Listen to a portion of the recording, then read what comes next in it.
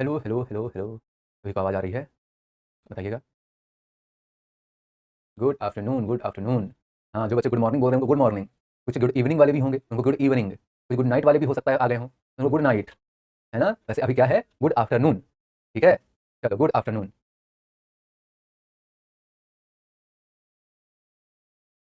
Sir और कितनी classes होंगी? अभी तो पार्टी शुरू हुई है। दरवाजे को कुंडी मारो, कोई ना बच के जाने पाए, है ना? अभी तो शुरुआत का, अभी तो 3 ही चैप्टर हुए हैं, ये चौथा चैप्टर आज से शुरू होगा। अभी आपकी बहुत सारी छुट्टियाँ आ रही हैं, है ना?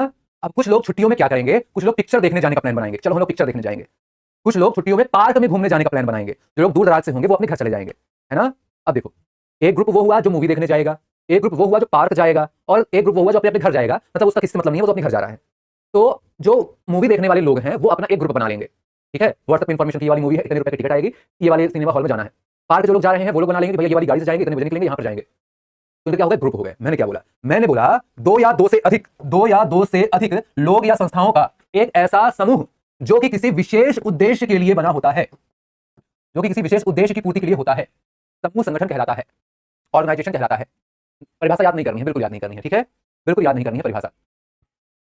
आप बोलिएगा कि साहब अगर हम बात करते हैं तो जो समूह है, जैसे मान लीजिए कि रक्षा क्षेत्र के लिए समूह बन जाता है, जैसे NATO, North Atlantic Treaty Organisation, ये एक सैन्य गठबंधन है। मतलब जो 32 सदस्य हैं, एक पर हमला मतलब सब पर हमला माना जाएगा, ठीक है? इसके अलावा आपने बोला जैसे एक यूनिसेफ है, United nation international children emergency fund, UNICEF है, ये बच्चों की सहायता करने के लिए है, बच्चों की सहायता करने के लिए है। जैसे एक ग्रीन पीस, ग्रीन पीस नाम से एक समूह है, तो वो क्या करता है? ये पर्यावरण की रक्षा करता है, पर्यावरण की रक्षा करता है। ऐसे ही आईयूसीएन है, international union for conservation of nature, IUCN, है ना? जैसे खेलों के लिए आप बोलते हो, क्रिकेट की भी बात करते हो तो आईसीसी है, फुटबॉल की बात करते हो तो फीफा है ना? बात करते हो आप किसकी? चेस की तो फीडे है ना? तो अलग अलग चीजों के लिए अलग अलग समूह बने हुए हैं, जिनमें जो सदस्य देश हैं या सदस्य लोग हैं वो एक साथ एक कलेक्टिव डिसीजन पर पहुंचकर उस चीज को पूरा करने की, आगे बढ़ाने की कोशिश करते हैं। उम्मीद है समझ में आ गया होगा। बिल्कुल बढ़िया। जैसे एक मुस्ताक जी हैं, लिख रहे हैं वर्ल्ड बैंक, बहुत बढ़िया। जैसे वर्ल्ड बैंक है, क्या काम करता है? पैसे का काम करता है। बैंक है, बैंक पैसे का काम करेगा, है ना? चलो, इसी के बारे में आज हमें जानना है कि एक उद्देश्य के लिए जुड़े हुए जो लोग या समूह हैं, है ना, उनका एक ग्रुप ही संगठन कहलाता है। चलो, यहां पर हम लोग आज राष्ट्रीय और अंतर्राष्ट्रीय संगठनों के बारे में पढ़ना शुरू करेंगे, नेशनल और इंटरनेशनल ऑर्गेनाइजेशन के बारे में पढ़ना शुरू करेंगे, ठीक है? और हम सभी को कोशिश करनी है कि हम आपस की बातचीत पर थोड़ा कम समय लगाएं, हम लोग बोर्ड पर ज्यादा ध्यान दें। मुझे यहाँ किसी पर्टिकुलर डेट के बारे में नहीं बताया गया है कि सर आपको इस डेट के अंदर खत्म करना है, इन बच्चों का ये वाला एग्जाम है। मुझे बोला गया है कि सर आपको अच्छे से कंप्लीट कराना है, बस, है ना? तो अब ये आप मेरे ऊपर छोड़िए कि सर आप कब तक कंप्लीट करेंगे, कैसे कंप्लीट करेंगे, है ना? आप सिर्फ और सिर्फ पढ़ाई पर ध्यान देंगे, और अब मैं कमेंट में किसी का सीरियस कमेंट होता है तब ध्यान दूंगा, बाकी मैं कमेंट पर ध्यान नहीं दूंगा, है ना? चलिए, सबसे पहले आपने देखा संयुक्त राष्ट्र के बारे में बात करते हैं। इसके बारे में, संयुक्त राष्ट्र के बारे में बात करते हैं सबसे पहले।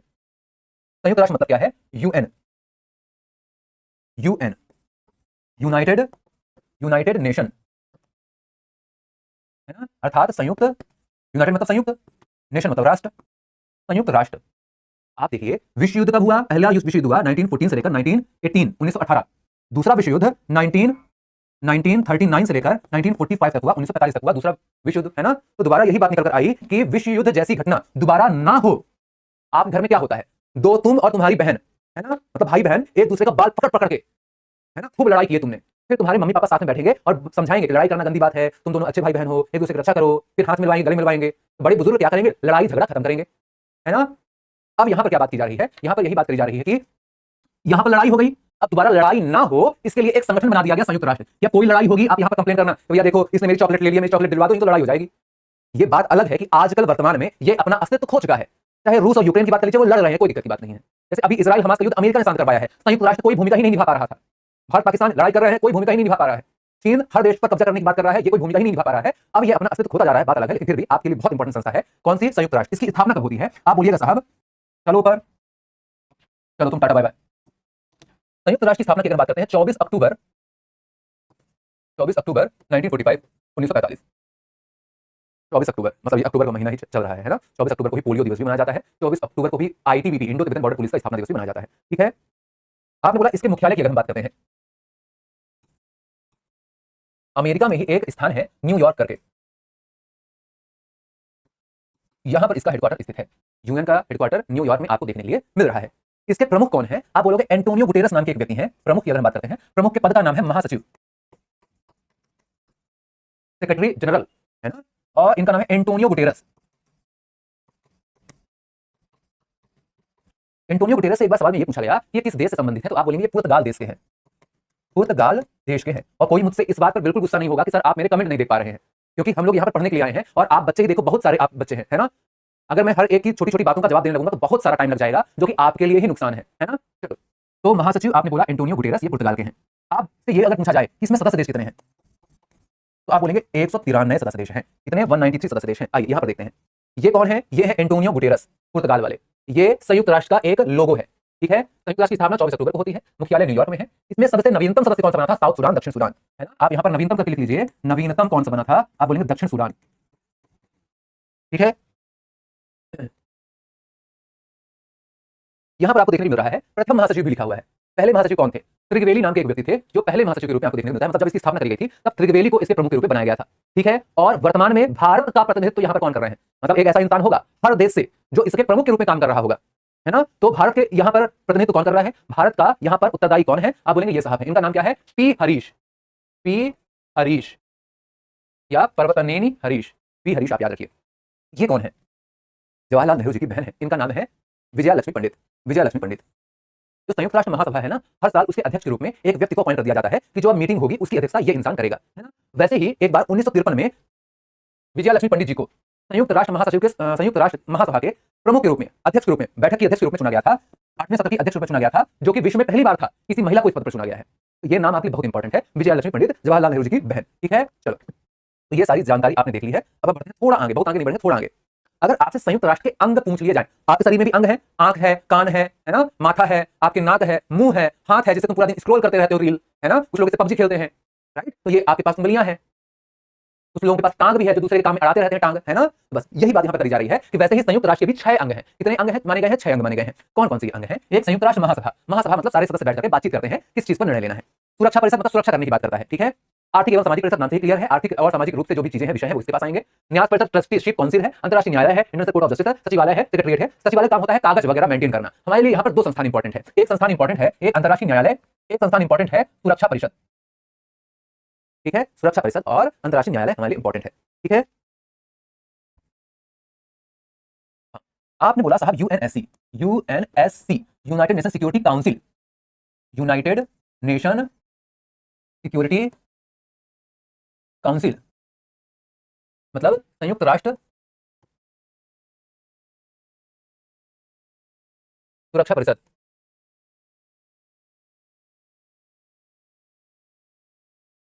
आप ये देखिएगा कि इसमें सदस्यों की संख्या की अगर हम बात करते हैं, सदस्य, तो इसमें टोटल होते हैं 15 सदस्य।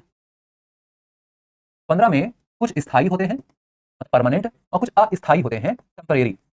जो स्थायी सदस्य होते हैं आप बोलते हो उनकी संख्या है 5, और जो अस्थायी है इनकी संख्या है 10। जो अस्थायी हैं ये तो कार्यकाल इनका 2 साल का ही रहता है, बदलता रहता है। और जो 10 सदस्य हैं इनमें से एक पाकिस्तान भी है अभी, इसीलिए आपने देखा था कि जो जुलाई का महीना था, जुलाई 2025, उसमें संयुक्त राष्ट्र का अध्यक्ष बना था पाकिस्तान, ठीक है। स्थायी की अगर हम बात करते हैं तो आप याद रखेंगे फ्रैक, FRACE। फ्रांस की स्पेलिंग सभी को पता है। फ्रांस की स्पेलिंग क्या होती है? FRANCE। हमें शब्द कितने चाहिए? हमें शब्द 5 ही चाहिए। यहाँ पर कितना हो रहा है? यहाँ पर 6 हो रहा है। 1 2 3 4 5 6। तो हम क्या करेंगे? एक शब्द एन को निकालेंगे। एन, है ना। एन बड़ा शैतान है, नाना करते प्यार हमी से कर बैठे, गाना गा रहा था। एन को यहाँ से निकाल दिया गया, बोला गया कि जाओ अब तुम गाओ, नाना करते प्यार हमी से कर गए, है ना, गाना गा रहा था। चलो निकाल दिया, बचे कितने? FRACE। FRACE को हम यहाँ पर ले आए, यहाँ पर रख दिए। यही परमानेंट मेंबर है। क्या क्या नाम आएगा? F से फ्रांस, R से रूस, A से अमेरिका, C से चीन और E से आपने बोला इंग्लैंड, ठीक है। बढ़िया, आगे बढ़ जाएं। आप बोलोगे अब यहां पर लड़ाई हो जाएगी। ये यूएनएससी वाले, इनके पास जो परमानेंट मेंबर है ना, इनके पास होती है वीटो पावर। इनके पास होती है वीटो पावर। वीटो पावर को कैसे आप समझ सकते हैं? मान लीजिए आप घर में हैं, कौन कौन है? ये पापा है, ये मम्मी है, ये छोटू है, और ये नहीं, ये पापा है, ये मम्मी है, ये लल्ली है, माइनस मतलब फीमेल लल्ली, और ये लल्ला है, ये प्लस, ठीक है। ये टोपा है, ये टोपी है, ठीक है। अब देखो, टोपा ने बोला कि हमें खाना है आज बर्गर। टोपा बोला हमको खाना है बर्गर, खाना है बर्गर। टोपी बोली कि हमको मोमोज खाना है, मोमोज। पापा बोले अरे यार तुम लोग क्या बर्गर मोमोज करते हो, ऐसा करते हैं हम मंगाते हैं पिज्जा, है ना। पापा ने बोला पिज्जा। अब दोनों को लगा कि यार पिज्जा ज्यादा अच्छा रहेगा, तो आज पिज्जा खा लेते हैं, मोमोज तो हम जाकर बाहर से खा लेंगे, है ना। अब देखो यहां पर साइड में सब लोग इग्नोर कर रहे थे, इनको पूछा ही नहीं, है ना। इनको पूछा ही नहीं गया कि आपको क्या खाने का मन है। तो अब क्या मम्मी जी आई बोली कि आज बनेगी करेले की सब्जी करेले की सब्जी, और सब खाएंगे यही, और इसमें लगा दिया मम्मी ने वीटो पावर, है ना। अब तो सब यही खाएंगे। इन सब की बात पे कोई मानेगा नहीं, क्योंकि वीटो पावर यूज हो गई है है ना। किसकी वीटो पावर? मम्मी की वीटो पावर, समझ गए। मतलब वीटो पावर मतलब जो भी डिसीजन चल रहा है आप उसको तुरंत से रद्द कर सकते हैं, समझाने के लिए था, है ना। ऐसा आप उदाहरण ना देने लगना किसी को, वीटो पावर मतलब सब्जी, मोमोज, टोपा टोपी, है ना, ऐसा नहीं करना। अब देखिए, अब मान लीजिए लड़ाई झगड़ा हो गया, है ना। अब लड़ाई झगड़ा हो गया तो उसका निदान कौन करेगा? आपके मतलब एक टोपा और टोपी में लड़ाई हो गई, टोपा टोपी कहां गए? कोर्ट में गए। आपके पास भी एक कोर्ट होगा, जिला न्यायालय, है ना। जिला न्यायालय के ऊपर भी होता है हाई कोर्ट होता है ना। हाई कोर्ट के ऊपर ही सुप्रीम कोर्ट होता है ना। लेकिन यहां पर बात करी जा रही है कि एक अंतर्राष्ट्रीय न्यायालय भी है सर। ये देखिए, अंतर्राष्ट्रीय न्यायालय भी है, इंटरनेशनल कोर्ट ऑफ जस्टिस भी है। हिंदी में नहीं लिखा हुआ है, हिंदी में नहीं लिखा हुआ है यार, चलो कोई नहीं। अंतर्राष्ट्रीय न्यायालय, इंटरनेशनल कोर्ट ऑफ जस्टिस मतलब अंतर्राष्ट्रीय न्यायालय भी है, अंतर्राष्ट्रीय न्यायालय भी है। इसका स्थापना 1945 में हुआ था। संयुक्त राष्ट्र की स्थापना 1945 में, इसकी स्थापना भी 1945 में, ठीक है। इसका मुख्यालय कहां है? द हेग, नीदरलैंड, ठीक है। आप बोलिएगा यूजी इवासावा, यूजी इवासावा ये जापान के हैं, यूजी इवासावा ये जापान के हैं, ये इसके वर्तमान प्रमुख हैं। ये करंट अफेयर की बात है, यूजी इवासावा ये इसके वर्तमान प्रमुख हैं। ये भारतीय प्रमुख है ना, इंडियन जज, पहले भारतीय न्यायाधीश। यहां लिखा है हिंदी में, प्रथम भारतीय न्यायाधीश कौन थे? बेनेगल रामाराव। और प्रथम भारतीय अध्यक्ष कौन थे? नागेंद्र सिंह। जो अंतर्राष्ट्रीय न्यायालय है इसमें 15 जज होते हैं, 15 का एक अध्यक्ष होता है। तो उन 15 जजों में शामिल होने वाले पहले व्यक्ति कौन थे? बेनेगल रामाराव। और उन 15 के अध्यक्ष बनने वाले पहले व्यक्ति कौन थे? नागेंद्र सिंह। ये दोनों नाम भी याद रखना है, ठीक है। अभी तक मैंने बहुत सारी बातें बोली, अब आप आंसर बताइए इस सवाल का। आपके सामने बड़ा ही आसान सवाल है, एकदम बच्चों वाला सवाल है ना। बिल्कुल 9 साल के लिए चुने जाते हैं। जो जज चुने जाते हैं, इसमें कितने जज चुने जाते हैं? आपने बोला 15 जज चुने जाते हैं, तो मतलब 5 जज हर 3 साल में रिटायर्ड होते रहते हैं, और हर एक का कार्यकाल 9 साल का होता है। जैसे आपने देखा है राज्यसभा, है ना, राज्यसभा में वन थर्ड ये हर 2 साल में रिटायर्ड होते जाते हैं, 2 साल में रिटायर्ड होते जाते हैं। कार्यकाल कितना होता है? 6 साल का। बस यही कार्यकाल यहाँ 9 साल का है, और जो दो साल में रिटायर्ड होते जा रहे थे वो यहाँ पर 5 10 ये 3 साल में रिटायर्ड होते जा रहे हैं, ठीक है, समझे। यहाँ पर क्या बात बोली गई? यहाँ पर पूछा गया आपसे, बताना है आपको संयुक्त राष्ट्र का मुख्यालय कहां पर स्थित है? वॉशिंगटन। वॉशिंगटन अमेरिका की राजधानी। सबसे ज्यादा पैसा किस देश के पास है? आप बोलेंगे अमेरिका साहब, सबसे ज्यादा पैसा अमेरिका के पास है ना। तो आपने बोला वॉशिंगटन के पास सबसे ज्यादा पैसा है, मतलब वर्ल्ड बैंक, वर्ल्ड बैंक इसी के पास है, विश्व बैंक इसको बोला गया। और एक आईएमएफ भी जो है, आईएमएफ इंटरनेशनल मॉनेटरी फंड, ये दोनों का काम लगभग एक ही है। विश्व बैंक की अगर मैं बात करता हूं तो विश्व बैंक दीर्घकालिक ऋण देता है, लंबे समय के लिए उधार देता है, और जो आईएमएफ है वो शॉर्ट टर्म मतलब बहुत कम अवधि के लिए ऋण देता है, उधार देता है। आपको याद होगा 1991 जब हमारे वित्त मंत्री कौन थे? मनमोहन सिंह जी थे, प्रधानमंत्री पीवी नरसिम्हा राव थे, आर्थिक सुधार किए गए थे, है ना। पैसा इसी से मांगा गया था आईएमएफ से कि भैया उधार दे दो हमको। भारत ने अपना सोना गिरवी रखकर इनसे उधार लिया था, याद आया? यही थे, है ना। दोनों की स्थापना लगभग सेम सेम ही है, कोई दिक्कत नहीं है। इसका हिंदी बोला जाता है अंतर्राष्ट्रीय मुद्रा कोष, आईएमएफ इंटरनेशनल मॉनेटरी फंड, अंतर्राष्ट्रीय मुद्रा कोष, ठीक है, अंतर्राष्ट्रीय मुद्रा कोष, इंटरनेशनल मॉनेटरी ऑर्गेनाइजेशन। ये दोनों का हेडक्वार्टर आपको वाशिंगटन पर देखने के लिए मिल गया। इसके अलावा जिनेवा पर तो बहुत सारे अंतर्राष्ट्रीय संगठनों का हेडक्वार्टर है, जैसे आप बोलते हो विश्व व्यापार संगठन, विश्व व्यापार संगठन, विश्व स्वास्थ्य संगठन,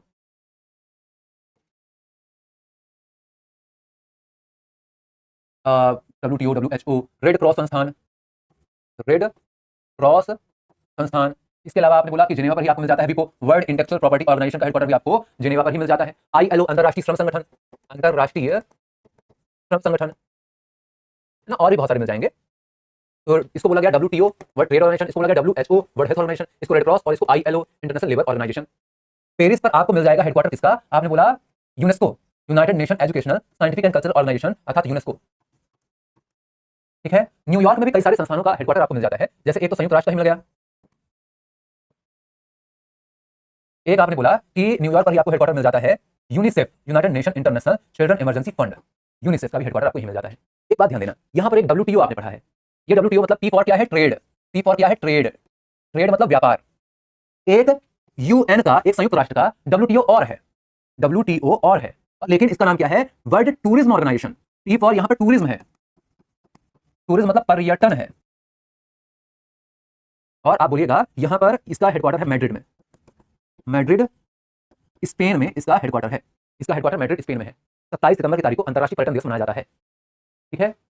UNICEF brand ambassador Deepika Padukone, क्या बात कर रहे हो?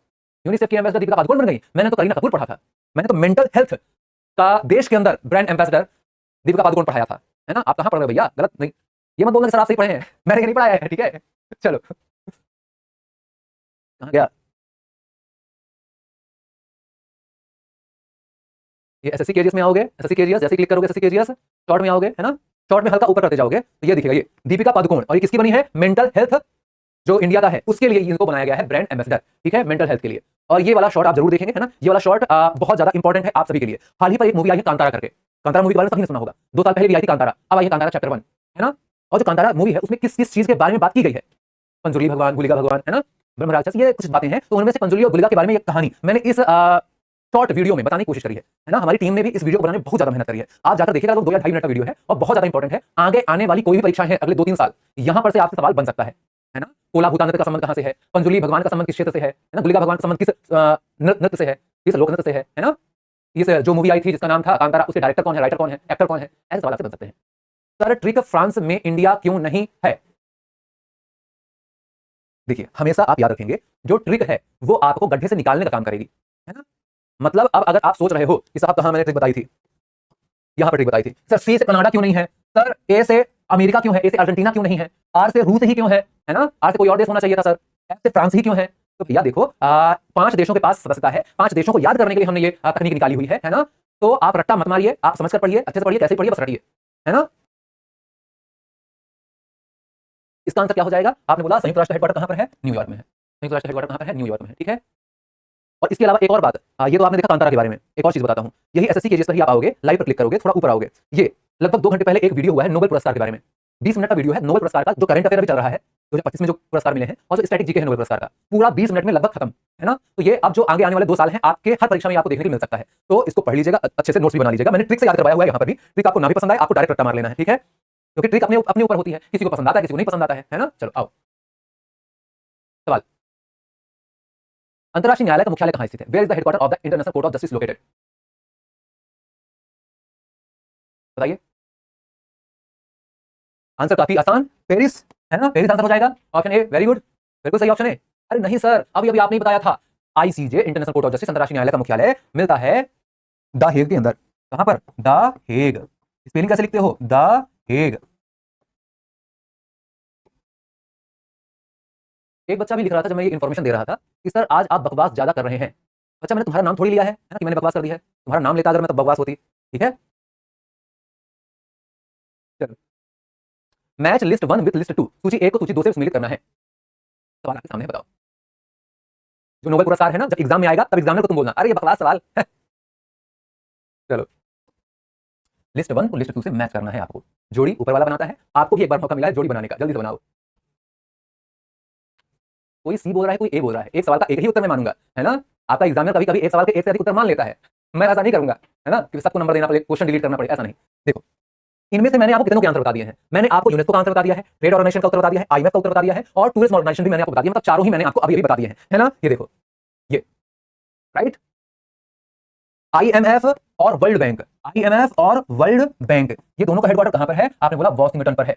अमेरिका सबसे अधिक पैसा, नेक्स्ट ट्रेड व्यापार जिनेवा, आपको बहुत सारे अंतरराष्ट्रीय संगठनों का मुख्यालय जिनेवा पर मिलेगा, क्योंकि जो स्विट्जरलैंड है वो बहुत सारे अंतरराष्ट्रीय संगठनों का प्रमुख नहीं है, अंतरराष्ट्रीय संगठनों का हिस्सा नहीं है, जैसे यूरोपियन यूनियन का हिस्सा नहीं है, नाटो का हिस्सा नहीं है, और इसके लिए जो किसी का हिस्सा नहीं होता है तो उस पर भरोसा आमतौर पर ज्यादा हो जाता है ना। जैसे मान लीजिए कि आप जज हैं, आपके परिवार का कोई मुद्दा आ गया आपके सुनने के लिए, है ना, आपको इस पर डिसीजन लेना है, तो फिर आपको हटा दिया जाएगा, बोलेगा कि भैया आप ये वाला मत सुनो, आप हो सकता है इनके हित में फैसला दे दें, है ना। इसी प्रकार से यहाँ पर अगर ये यूरोपियन यूनियन का सदस्य होता तो ऐसा माना जाता कि ये बार बार डिसीजन यूरोपियन यूनियन के फेवर में कर रहा है, इसलिए ये इस जगह को चुना गया कि भैया ये किसी का मेंबर ही नहीं है।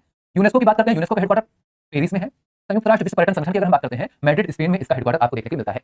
क्या जोड़ी मिलाई आपने, एक को मिलाया 2 के साथ, एक को मिलाया 2 के साथ, इसमें ए 2 के साथ, इसमें तो एक 2 के साथ नहीं है, इसमें एक 2 के साथ नहीं, इसमें तो एक 2 के साथ नहीं है, तो 3 आंसर में पहले को ही कैंसिल कर दिया गया, एक ही ऑप्शन बचा बी, एक ही ऑप्शन बचा, ऑप्शन ए आंसर बचा, है ना, बाकी सब तो गलत हो गए, ठीक है। तो मतलब जो बच्चे सी दे रहे थे वो गलत है, ठीक है। चलो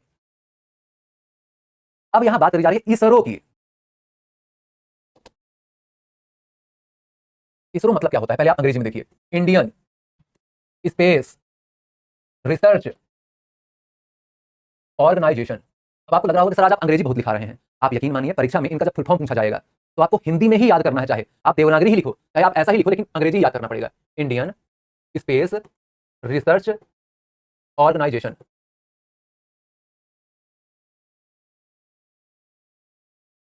ठीक है, क्लियर। जो इसरो है इसका काम क्या है, स्पेस रिसर्च, स्पेस मतलब क्या होता है, स्पेस मतलब अंतरिक्ष, रिसर्च मतलब अनुसंधान, ऑर्गेनाइजेशन मतलब संगठन, इंडियन मतलब भारतीय। भारत का ऐसा संगठन है जो कि अनुसंधान करता है, रिसर्च करता है अंतरिक्ष के लिए। नाम से परिभाषा क्लियर है, भारत का ऐसा संगठन जो कि अनुसंधान करता है अंतरिक्ष के लिए। याद ही नहीं करना है। आप बोलिएगा एक बार 1962 में 1962 में एक संस्था बनाई गई, इनको spar, in Indian PO committee for SPA space research, Indian committee for space research, Indian committee for space research. आप बोलिएगा कि इसी संस्था को बाद में चेंज करके, नाम चेंज करके 1969 में इसरो कर दिया गया। और इसके संस्थापक कौन माने गए? संस्थापक माने गए विक्रम साराभाई।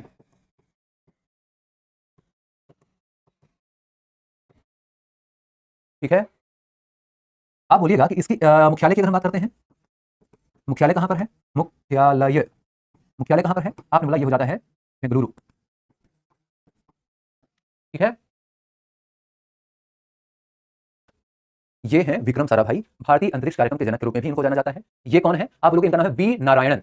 वर्तमान में इसरो के प्रमुख यही है। चंद्रयान लॉन्च हुआ, इसरो ने किया। मंगलयान लॉन्च हुआ, इसरो ने किया। आदित्ययान लॉन्च हुआ, इसरो ने किया, है ना। बढ़िया।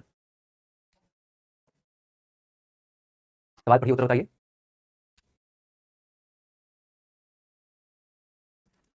इसरो का मुख्यालय कहां है? Very good. Roshan, Gulshan, Anshika, Savitri, Kundan. Very good, very good. Answer क्या हो जाएगा? Option A Bengaluru, option A Bengaluru. ठीक है। मुंबई में भी कई सारे संगठनों के हेडक्वार्टर हैं, जैसे आप सेबी देखेंगे, securities exchange Board of India. एक एक संगठन जो मैंने यहां पर बताया है शॉर्ट में, है ना, ये एक एक संगठन जो बताया है, इनके बारे में पूरा विस्तार से बात होगी। ऐसा नहीं कि तरीके में कंप्लीट, नहीं नहीं नहीं। नाम शिवम तिवारी, है ना।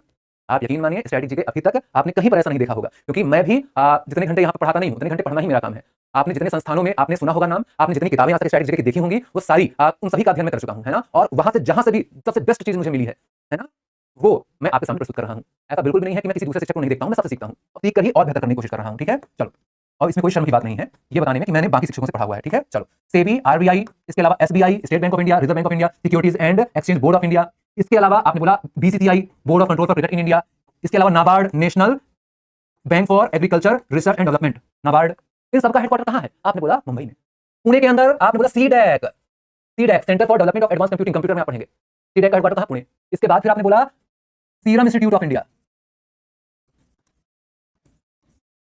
हेडक्वार्टर। ठीक है।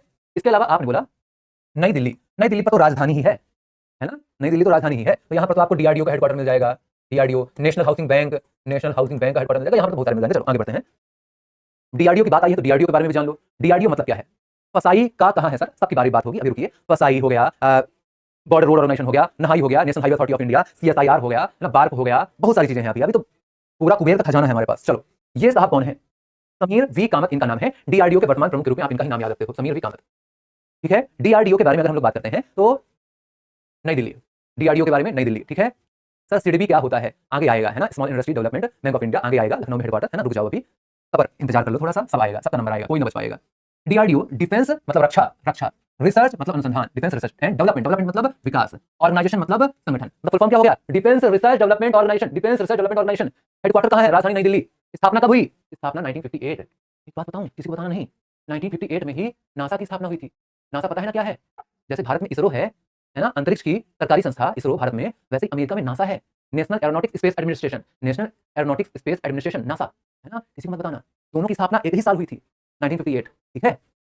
मोटो, इसका आदर्श वाक्य क्या है? बलस्य मूलम विज्ञानम, the origin of strength is science. मतलब जिसके पास जितना साइंस है, जिसके पास जितना दिमाग है, वो उतना शक्तिशाली है, अकॉर्डिंग टू दिस। सही बात है।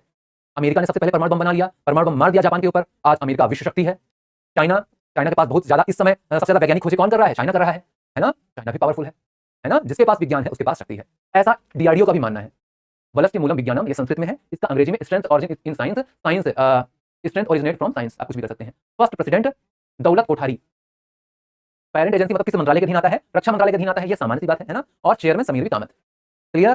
कोई समस्या नहीं यहाँ तक? ये है समीर वी कामत। चलो ये सवाल भी देख लो। आपसे सवाल किसी भी तरह पूछा जा सकता है। डीआरडीओ का फुल फॉर्म क्या है? वर्तमान अध्यक्ष कौन है? पहले अध्यक्ष कौन थे? इसका ध्येय वाक्य क्या है ना। दिए गए सवाल के उत्तर की अगर हम बात करते हैं तो ये आपको मिल जाएगा डीआरडीओ नई दिल्ली। ठीक है। चलो अब इसके आगे से हम लोग मुलाकात करेंगे अगली क्लास में। अभी तो पार्टी शुरू हुई है, अभी ये पार्टी बहुत ज्यादा लंबी चलने वाली है ना। ये भी आपके कुछ सबसे बड़े टॉपिक्स में से एक है। आप जब भी करंट अफेयर पढ़ेंगे है ना, आप इकोनॉमिक्स पढ़ेंगे, पॉलिटी पढ़ेंगे, कोई ना कोई इनमें से संगठन आपके सामने आता ही रहेगा, है ना। करंट अफेयर पढ़ रहे हो, मौद्रिक नीति घोषित हुई, किसने घोषित की? आरबीआई ने घोषित की। सेबी ने अडानी समूह को क्लीन चिट दी, सेबी का नाम आप पढ़ेंगे, है ना। बार बार आप संगठनों का नाम पढ़ेंगे। अंतरराष्ट्रीय स्तर में क्रिकेट कौन करवाएगा? आईसीसी। भारत में क्रिकेट कौन करवाएगा? बीसीसीआई। आप नाम पढ़ेंगे, है ना। चलिए मुलाकात करेंगे हम लोग अगली क्लास में आगे की जानकारी के साथ।